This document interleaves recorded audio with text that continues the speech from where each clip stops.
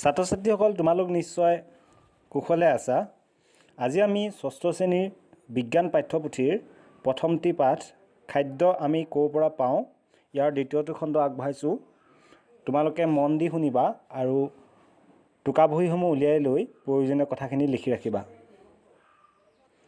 ছাত্ৰ ছাত্ৰীসকল, আজি আমি প্ৰথমতে আলোচনা কৰিম খাদ্য হিচাপে উদ্ভিদৰ অংশ আৰু প্ৰাণীৰ পৰা উৎপাদিত বস্তু। ছাত্ৰ ছাত্ৰীসকল, তোমালোকে এই ছবিখন চোৱাচোন। ইয়াত কি দেখিছা? ইয়াত দেখিছা এজোপা উদ্ভিদ আৰু ইয়াৰ কিছুমান অংশসমূহ। প্ৰথমতে চোৱাচোন, উদ্ভিদজোপাৰ কি অংশ দেখিছা? শিপা অংশ। শিপা অংশ সাধাৰণতে মাটিৰ তলত থাকে, হয়নে নহয়? ঠিক সেইদৰে পাতৰ অংশটো চোৱাচোন, ডাল অংশটো চোৱা, ফুল অংশ চোৱা আৰু কলি আছে বুলিছে। ঠিক যদি এইজোপা উদ্ভিদক যদি ফল জাতীয় উদ্ভিদ হ'লহেঁতেন ইয়াত, তেতিয়াহ'লে আমি ফল লাগি থকা দেখিলোহেঁতেন। ঠিক সেইদৰে এই উদ্ভিদজোপা যদি গুটি জাতীয় উদ্ভিদ হ'লহেঁতেন, তেতিয়া আমি ইয়াত বীজ লাগি থকা দেখিবলৈ পালোহেঁতেন। বীজ বা গুটি, বীজ জাতীয় যদি উদ্ভিদ হ'লহেঁতেন, তেতিয়াহ'লে আমি বীজ লাগি থকা দেখিবলৈ পালোহেঁতেন। তেতিয়াহ'লে আমি উদ্ভিদৰ কি কি অংশ পালোঁ? উদ্ভিদৰ আমি ফুল পালোঁ, ফল পালোঁ, আমি শিপা পালোঁ, ঠিক সেইদৰে আমি বীজ পালোঁ আৰু কলি পালোঁ, হয়নে নহয়? এতিয়া যে এই উদ্ভিদজোপা দেখিছা, আমি এই উদ্ভিদজোপাৰ নিৰ্দিষ্ট কিছুমান অংশ আমি খাদ্য হিচাপে ব্যৱহাৰ কৰোঁ, কাৰণ আমি উদ্ভিদক খাদ্য হিচাপে ব্যৱহাৰ কৰোঁ, হয়নে নহয়? আমি উদ্ভিদজোপাৰ পাত অংশটো কেতিয়াবা খাদ্য হিচাপে খাওঁ, ঠিক সেইদৰে ফুল অংশটো খাওঁ, ঠিক সেইদৰে আমি ফল অংশটো খাওঁ আৰু বীজ অংশটো খাব পাৰোঁ। এতিয়া আমি এই উদাহৰণৰ সহায়ত আমি কোন অংশনো কেনেধৰণে খাওঁ সেই সম্পৰ্কে চাওঁ আহাচোন। ছাত্ৰ ছাত্ৰীসকল, তোমালোকে চোৱাচোন, এই ছবিখনত কি দেখিছা? এইজোপা লাই শাক হয়নে? তোমালোকে নিশ্চয় লাই শাক খাই ভাল পোৱা। আৰু ইয়াত আমি লাই শাকজোপাৰ কি খাওঁ? আমি পাত অংশটো খাওঁ, হয়নে নহয়? গতিকে আমি গম পাইছোঁ যে লাই শাকজোপা এজোপা উদ্ভিদ, আৰু আমি সেই লাই শাক উদ্ভিদজোপাৰ আমি পাত অংশটো খাইছোঁ। গতিকে আমি উদ্ভিদৰ পাত অংশটো আমি খাদ্য হিচাপে ব্যৱহাৰ কৰোঁ বুলি গম পালোঁ। ঠিক সেইদৰে চাওঁ আহাচোন,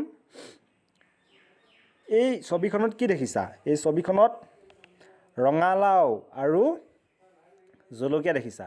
এতিয়া ৰঙালাও যে দেখিছা, ৰঙালাও এজোপা উদ্ভিদ, হয়নে নহয়? হয়, আৰু ই ফল হিচাপে ৰঙালাও দিয়ে, হয়নে নহয়?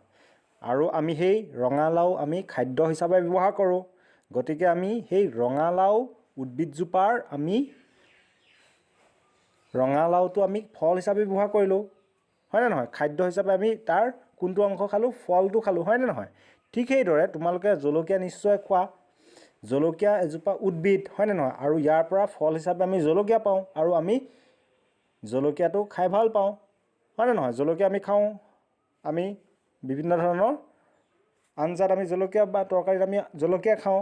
আৰু এই জলকীয়াজোপা হৈছে উদ্ভিদজোপাৰ ফল অংশ, হয়নে নহয়? আমি উদ্ভিদজোপাৰ ফল অংশটো আমি খালোঁ। গতিকে আমি কি বুজিলোঁ? আমি যে বুজিলোঁ যে খাদ্য বস্তু হিচাপে আমি উদ্ভিদৰ ফল অংশটো আমি খাইছোঁ ইয়াত, আৰু কিছুমান উদ্ভিদৰ আমি কি অংশটো খাইছোঁ? আমি পাত অংশটো খাইছোঁ। ঠিক সেইদৰে আকৌ চাওঁ আহাচোন,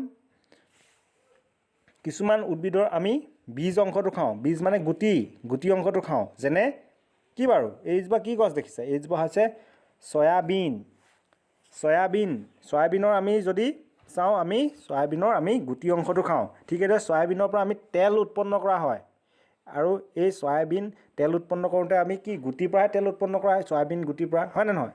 গতিকে আমি যে তেল খাওঁ, চয়াবিন জাতীয় যদি তেল খাওঁ আমি, তেতিয়া আমি তাত দেখিবলৈ আমি সেই উদ্ভিদজোপাৰ আমি বীজ অংশটো খোৱাটোক বুজাইছে। ঠিক সেইদৰে আমি সৰিয়হ তেল খাওঁ, হয়নে নহয়?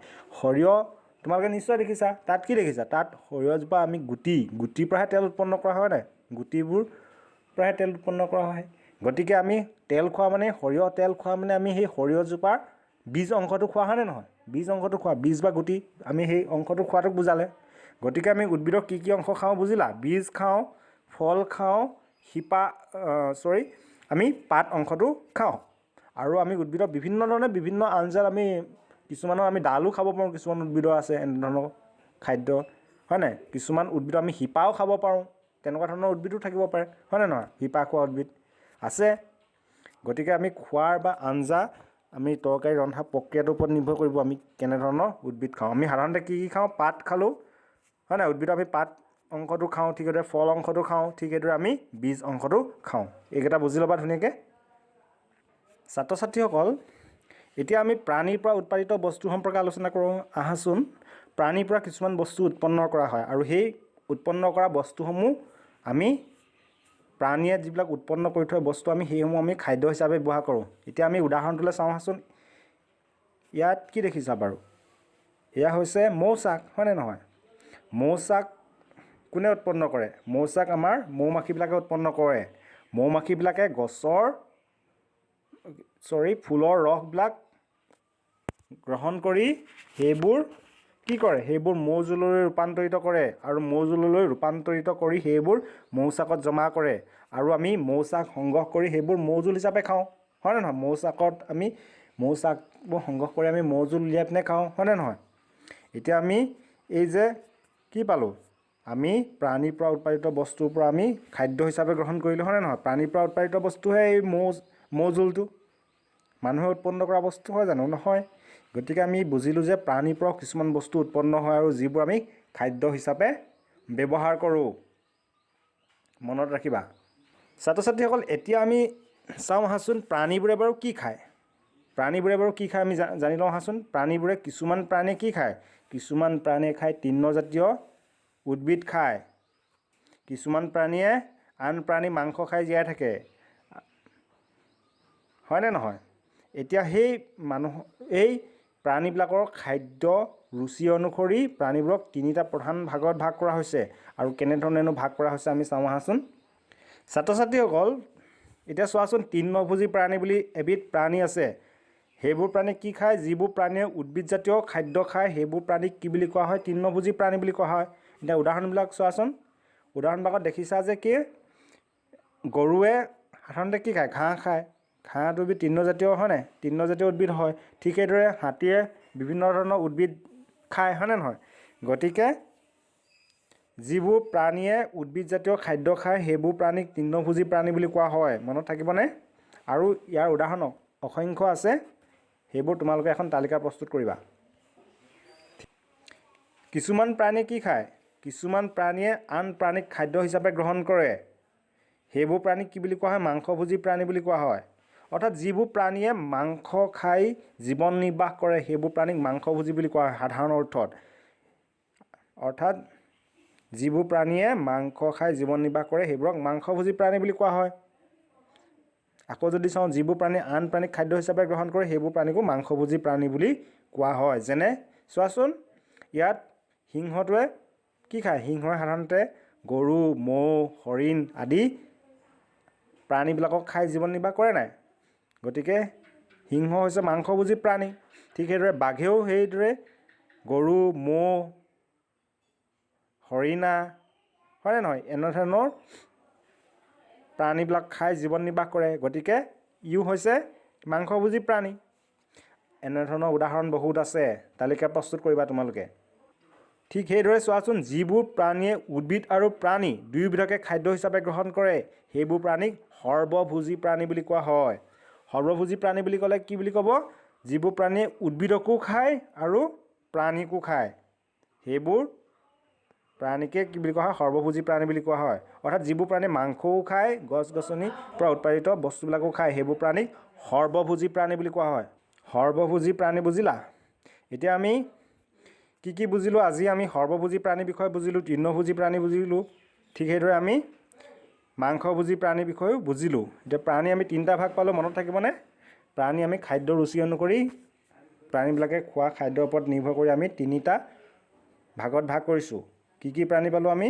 তৃণভোজী পালোঁ, মাংসভোজী পালোঁ আৰু আমি সৰ্বভোজী প্ৰাণী পালোঁ। ঠিক সেইদৰে আমি আৰু কি আলোচনা কৰিলোঁ? আমি ফল, বীজ আৰু আমি খাদ্য হিচাপে কি ব্যৱহাৰ কৰোঁ? পাতক ব্যৱহাৰ কৰোঁ। ঠিক সেইদৰে আমি মৌজোলৰ বিষয়ে পালোঁ। গতিকে এই গোটেই কথাখিনি তোমালোকে সামগ্ৰিকভাৱে মনত ৰাখিবা, ডিটেইলছত পঢ়িবা গোটেই কথাখিনি। আৰু তোমালোকে এই যে তালিকা প্ৰস্তুত কৰা কথাটো আছে তোমালোকে এখন তালিকা প্ৰস্তুত কৰিবা উদ্ভিদৰ আমি প্ৰথমতে পোৱা হয় যে ৰঙালাও আলু আৰু তৰকাৰী ওপৰত নিৰ্ভৰ কৰি উপকৰণ কি কি আছে সেইবিলাকক ধুনীয়াকৈ ভাগ কৰি ফল ফুল বীজ কোনটো অংশ খাওঁ সেইটোৰ ওপৰত এখন তালিকা প্ৰস্তুত কৰিবা ঠিক সেইদৰে তৃণভোজী প্ৰাণী মাংসভোজী প্ৰাণী আৰু সৰ্বভোজী প্ৰাণীৰ এখন তালিকা প্ৰস্তুত কৰিবা গতিকে গোটেই কথাখিনি তোমালোকে কিতাপখনত যিখিনি কথা আছে গোটেইখিনি ডিটেইলছত পঢ়িবা আৰু ইয়াৰ যিবিলাক প্ৰশ্ন আছে প্ৰশ্নখিনি কৰিবলৈ যত্ন কৰিবা আৰু যদি কিবা বুজি নাই পোৱা তেতিয়াহ'লে কমেণ্টত জনাবা আজি পাঠটো ইতিমধ্যে শেষ হৈছে গতিকে ধন্যবাদ সকলোৱে মংগল হওক তাৰে কামনা কৰিছোঁ